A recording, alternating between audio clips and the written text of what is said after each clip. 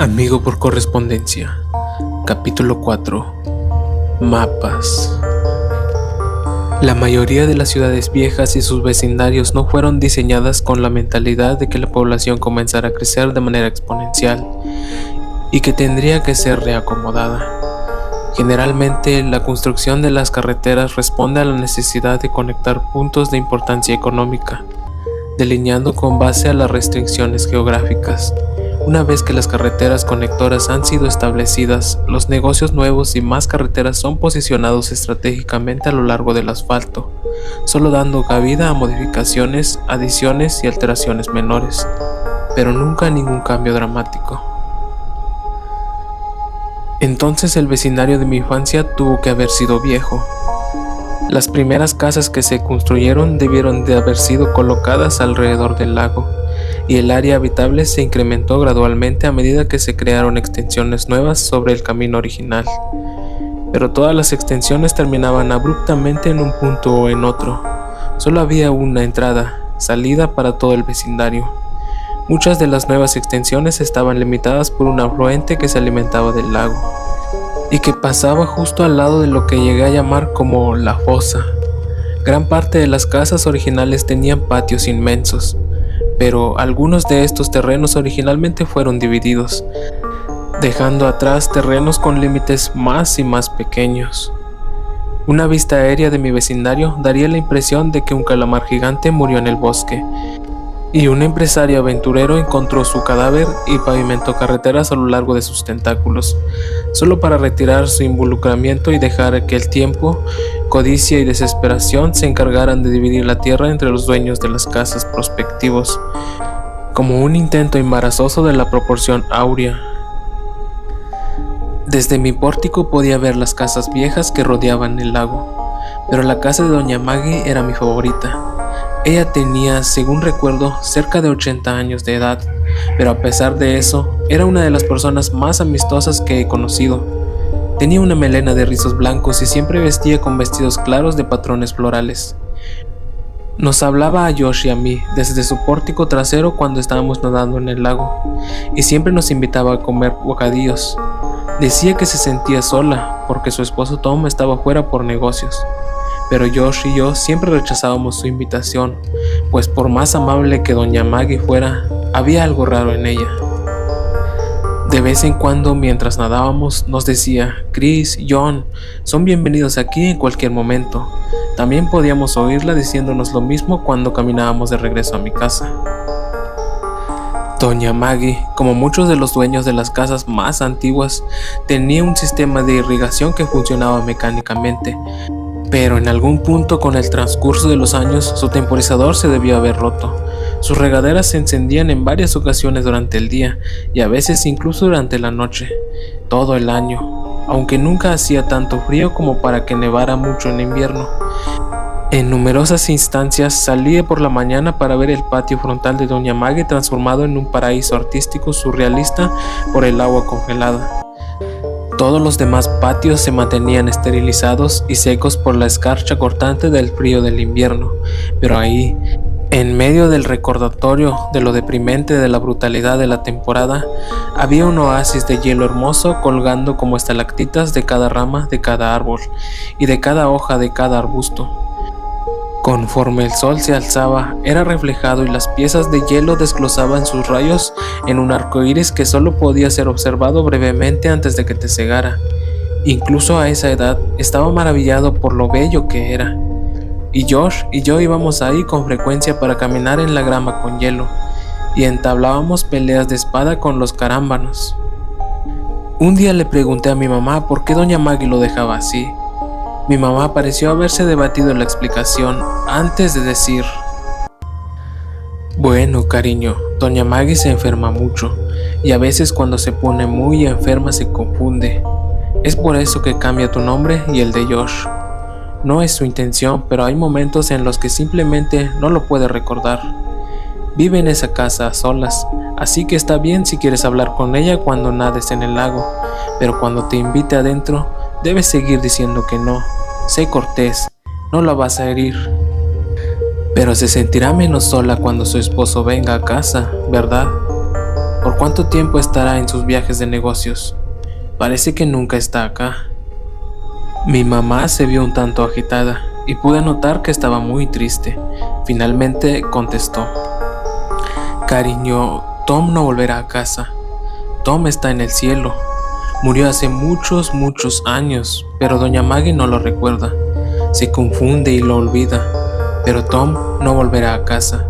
Si alguien se mudara con ella, podría llegar a creer que es Tom, pero Tom está en el cielo, se ha ido. Tenía 5 años cuando me dijo eso, y por un tiempo no lo entendí del todo. Me sentía profundamente triste por doña Maggie. Ahora sé que doña Maggie tenía Alzheimer. Ella y su esposo tuvieron 2 hijos, Chris y John. Los dos trazaron un plan de pagos con las compañías de utilidades y se encargaban del agua y de la electricidad de doña Maggie, pero nunca la visitaban. No sé si algo pasó entre ellos, o si fue por la enfermedad, o si solo vivían muy lejos, pero nunca venían. No tengo idea de cuál era su apariencia, pero había momentos cuando doña Maggie debió de pensar que Josh y yo lucíamos como ellos dos cuando eran niños, o quizá veía lo que algunas partes de su mente estaban tan desesperadas por ver, ignorando las imágenes transmitidas por su nervio óptico y mostrando solo un momento lo que solía ser. Es hasta ahora que me doy cuenta de lo solitaria que se debió sentir. Durante el verano después del kinder, antes de los eventos de globos, Josh y yo nos habíamos dado la tarea de explorar el bosque cerca de mi casa, al igual que el afluente del lago. Sabíamos que los bosques entre nuestras casas estaban conectados, y pensábamos que sería genial si el lago cerca de mi casa estaba conectado de alguna forma con el arroyo en torno a la suya, así que nos propusimos descubrirlo. Íbamos a hacer mapas. El plan era hacer 2 mapas separados y luego combinarlos. Haríamos un mapa explorando el área cerca del arroyo y haríamos otro siguiendo el flujo del lago. Por las primeras semanas salió muy bien. Caminábamos por los bosques a un lado del agua y nos deteníamos cada tantos minutos para ampliar el mapa. Y parecía que ambos mapas se entrelazarían cualquier día. No teníamos las herramientas necesarias para el trabajo, ni siquiera un compás, pero tratábamos de improvisar. Tuvimos la idea de empalar la tierra con una rama cuando llegábamos al final de una aventura. Puede que hayamos sido los peores cartógrafos del mundo. Sin embargo, el bosque se hizo muy espeso eventualmente a un lado del agua que provenía del lago, y fuimos incapaces de proseguir. Perdimos el interés en nuestro proyecto por un tiempo, y redujimos nuestras exploraciones significativamente, aunque no por completo, cuando empezamos a vender granizados. Después de que le enseñé a mi mamá las fotografías que había traído de la escuela, y ella me quitó la máquina de granizados, nuestro interés por las mapas se revitalizó. Habíamos ingeniado un nuevo plan. Pese a que no entendía por qué mi mamá me había impuesto lo que yo consideré que eran restricciones demasiado severas en cuanto a lo que podía hacer y dónde podía ir, y ella me vigilaba con frecuencia si iba afuera a jugar con Josh. Esto significaba que no podíamos quedarnos en el bosque por horas para poder encontrar un nuevo camino. Pensamos que sencillamente podíamos nadar cuando llegábamos al límite en el bosque, pero eso no podría funcionar porque el mapa se mojaría. Entonces tuvimos una brillante idea: crearíamos una balsa.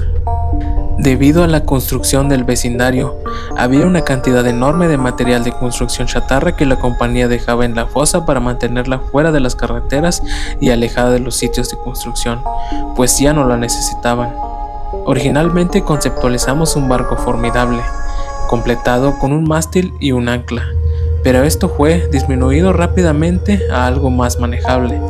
Tomamos varias piezas largas de espuma plástica que reforzamos con tabla de espuma y lo atamos con cuerda e hilo de cometa.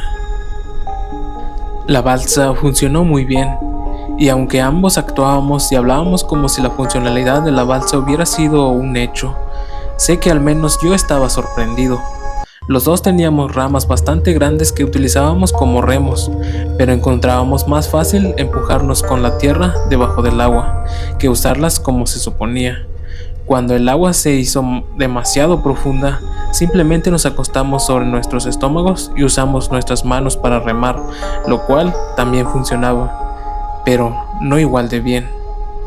Nos tomó varios viajes para lograr que la balsa llegara a la porción intransitable del bosque. Navegábamos por un rato y luego atrancábamos la balsa. La próxima vez corríamos por el bosque para llegar a la balsa y viajábamos un poco más. Continuamos esto bien entrado mi primer grado de escuela primaria. Josh y yo fuimos asignados a un grupo diferente ese año, así que, como no nos veíamos durante el día escolar, nuestros padres estaban más dispuestos a dejarnos jugar todos los fines de semana de cada semana.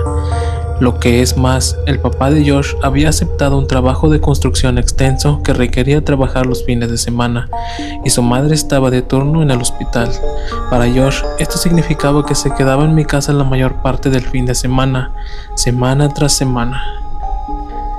Hicimos un progreso excelente, pero cuando finalmente llegamos al impasse y tuvimos la oportunidad de explorar más allá de él, no pudimos encontrar un lugar para trancar la balsa. El bosque era demasiado espeso y el agua había erosionado la tierra al punto de que había un aumento del terreno bajo el afluente, exponiendo las raíces húmedas y retorcidas de los árboles. Teníamos que regresar cada vez y atrancar dejando la balsa en la misma condensación de árboles que nos motivó a construirla en primer lugar. Y lo que era aún peor, el invierno había llegado, así que no podíamos justificar el salir de la casa en nuestros trajes de baño. No estábamos llegando a nada. Siempre teníamos que volver antes de expandir nuestro terreno. Era un sábado, cerca de las 7 de la noche. Josh y yo estábamos jugando cuando una de las compañeras de trabajo de mi mamá llamó a la puerta. Su nombre era Samantha, y la recuerdo bien porque le propuse matrimonio un par de años después cuando acompañé a mi mamá al trabajo. Mamá dijo que tenía que ir al trabajo para reparar un problema que había surgido y que volvería en alrededor de 2 horas. Su auto estaba siendo reparado, por lo que tenía que viajar con Samantha.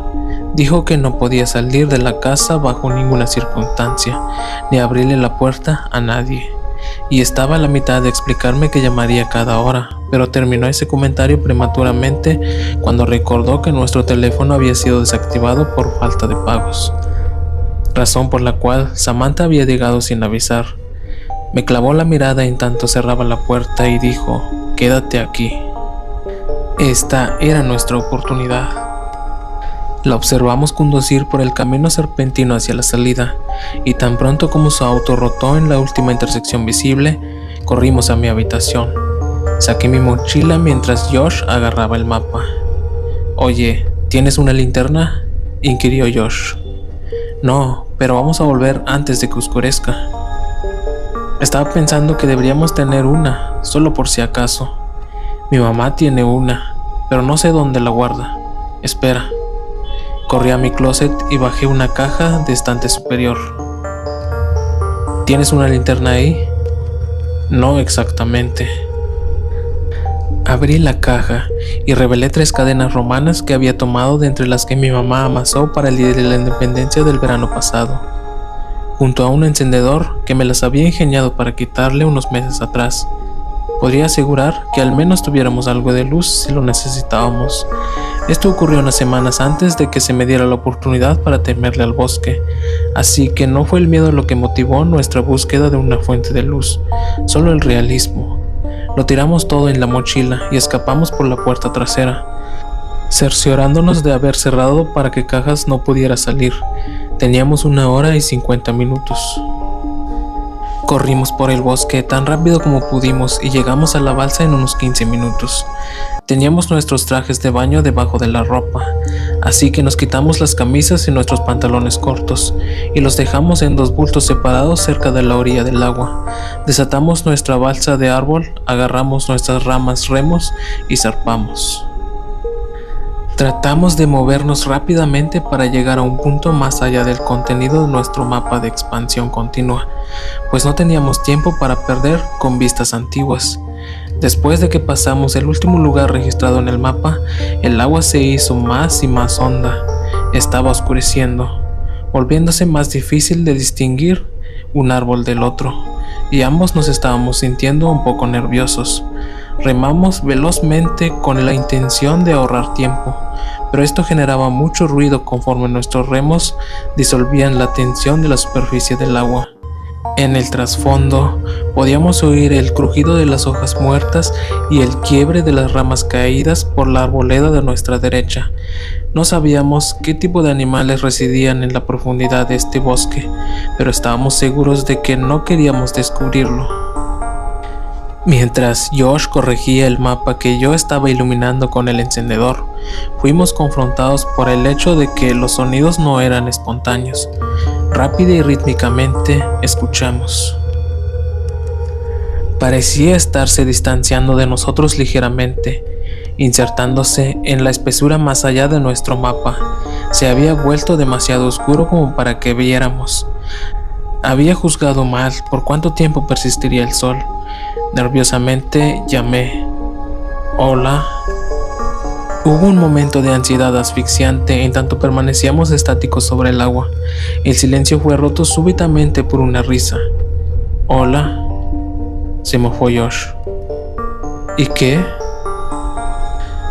Hola, señor monstruo en el bosque. Sé que estás escondido, pero quizá quiere contestar mi hola. Hola. Me di cuenta de lo estúpido que había sido eso. Fuera lo que fuera, no iba a responder.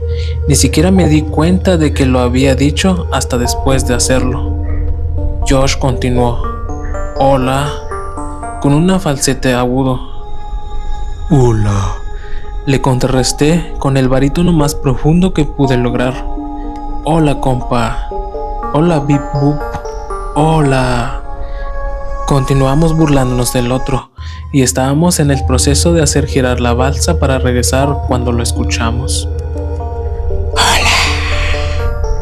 Eso fue claramente un susurro, y forzado como si hubiese sido accionado por el último aliento de un par de pulmones desinflándose, pero no sonó aquejado. Había venido de algún lugar justo más allá del mapa, el cual ahora se ubicaba detrás de nosotros dado que habíamos girado la balsa. Lentamente me volteé en dirección del sonido mientras buscaba a tientas las cadenas romanas. Quería ver. ¿Qué estás haciendo?, sisió Josh. Pero ya la había encendido. Cuando la mecha chispeante se hundió en la envoltura, la sostuve hacia el cielo. En realidad, nunca había usado una de estas, y pensé que tendría un talento cinematográfico para ello. Un orbe verde y brillante se disparó a las estrellas y se extinguió velozmente. Reajusté mi brazo hacia el horizonte. Podía recordar que tenía varios colores, pero no sabía cuántas veces podía disparar una de estas hasta que se hubiese agotado. Una bola de luz roja salió despedida y crepitó por los árboles, pero no vi nada aún. «Solo vámonos», me presionó Josh, girándose para encarar la dirección a casa, y empezó a remar con agitación. Una más. Bajando el brazo directamente hacia el bosque frente a mí, otra bola roja fue lanzada del tubo. Viajó en línea recta hasta que colisionó con un árbol, explotando la luz brevemente en un diámetro mucho mayor. Aún nada. Dejé caer la candela en el lago y observé una última bola de fuego penetrar el agua, solo para morir rápidamente sofocada. Una vez que comenzamos a remar en dirección a mi casa, escuchamos un crujido sonoro en el bosque, y para nada disimulado. La ruptura de las ramas y el pisoteo de las hojas sobrecogía el ruido de nuestro salpiqueo. Estaba corriendo.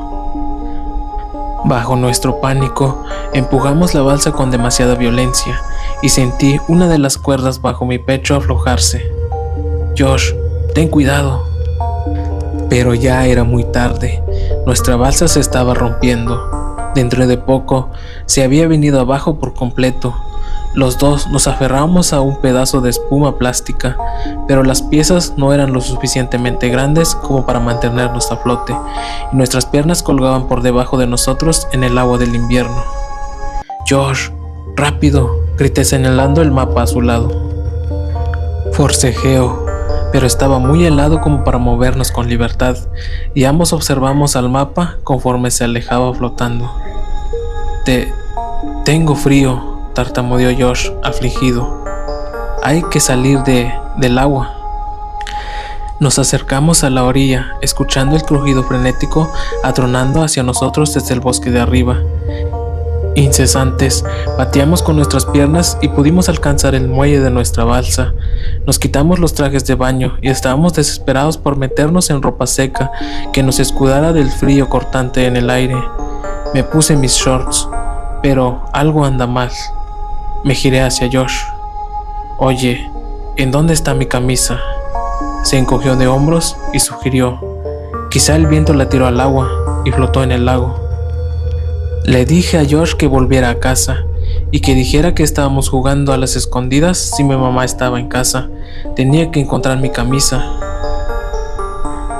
Corrí detrás de las casas y me asomé por el agua, inspeccionando la costa. Se me ocurrió que, con algo de suerte, tal vez podría encontrar el mapa también. Me estaba movilizando bastante rápido porque necesitaba llegar a casa, y estaba a punto de rendirme cuando mi concentración fue interrumpida por un sonido que vino de atrás. Hola, me di la vuelta. Era doña Maggie. Nunca la había visto por la noche antes, y bajo esa luz pobre se veía excesivamente frágil. La calidez usual que envolvía su actitud parecía haberse apagado con la brisa. No podía recordar haberla visto alguna vez sin una sonrisa, así que su rostro se veía extraño. Hola, doña Maggie. Hola, Chris. La calidez y su sonrisa retornaron, incluso si sus recuerdos no hicieron lo mismo. No podía ver que eras tú en la oscuridad de ahí. Bromeando, le pregunté si me iba a invitar a comer un bocadillo, pero dijo que quizá en otra ocasión. Estaba muy ocupado buscando mis cosas como para prestarle atención realmente, pero sonaba feliz, así que no me sentí mal. Dijo otro par de cosas más, pero tenía prisa. Le dije buenas noches y corrí por su acera hacia mi casa. Lo podía escuchar detrás de mí caminando por su jardín congelado. Llegué unos minutos antes que mi mamá, y para cuando ella llegó, Josh y yo nos habíamos cambiado de ropa y calentado. Nos habíamos salido con la nuestra, a pesar de que habíamos perdido el mapa. ¿La pudiste encontrar?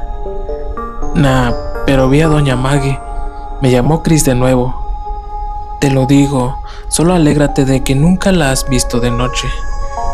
Ambos nos reímos, y él me preguntó si me había invitado a comer bocadillos, bromeando con que debían ser terribles porque ni siquiera lograba regalarlos. Le dije que no lo había hecho, y él estaba sorprendido. Ahora que tenía el tiempo para pensarlo, yo también lo estaba. Cada vez que la veíamos nos ofrecía bocadillos, y ahí estuve, habiéndome invitado solo, aunque sarcásticamente, y me dijo que no. Mientras George seguía hablando de doña Maggie, noté de pronto que el encendedor aún podría estar en mi bolsillo, y sería desastroso si mi mamá lo encontraba. Agarré mis shorts del suelo y palpé mis bolsillos. Sentí algo, pero no era el encendedor. Desde mi bolsillo trasero saqué un pedazo de papel doblado, y mi corazón dio un vuelco. El mapa, pensé, pero lo vi irse flotando. Dibujado en el papel, dentro de un óvalo grande, estaban dos figuras de palitos tomados de las manos. Uno era mucho más grande que el otro, pero ninguno tenía rostro. El papel estaba roto, así que faltaba una parte, y había un número escrito cerca de la esquina superior derecha. Era un número 15 o 16. Nerviosamente le entregué a Josh el papel y le pregunté si él lo había puesto en mi bolsillo en algún punto, pero se burló de la idea y me preguntó por qué estaba tan preocupado. Apunté a la figura de palitos más pequeña y a lo que estaba escrito a su lado. Eran mis iniciales. Le conté a Josh el resto de la conversación entre doña Maggie y yo. Siempre había atribuido el intercambio extraño a su enfermedad, hasta revisitar los eventos en mi mente todos estos años después. A medida que lo analizo ahora, regresa el sentimiento de tristeza profunda evocado por doña Maggie, pero es magnificado por una sensación amenazadora de desesperanza cuando reflexiono acerca de lo que trató de decir con quizá en otra ocasión. Sabía lo que había dicho, pero no comprendí lo que significaba. ni comprendí lo que sus palabras significaban semanas después, cuando observé a hombres con trajes anticontaminantes anaranjados cargando lo que pensé que eran bolsas negras de basura desde su casa. Aún no lo comprendí cuando clausuraron la casa y la cercaron poco antes de que nos mudáramos. Pero ahora lo entiendo. Entiendo por qué sus últimas palabras fueron tan importantes, incluso si ni yo ni ella nos dimos cuenta en aquel momento. Esa noche, doña Maggie me dijo que Tom, su esposo, había vuelto a casa, pero ahora sé quién se mudó ahí realmente. Al igual que sé por qué nunca vi el cuerpo de doña Maggie siendo trasladado en una camilla. Las bolsas no estaban llenas de basura.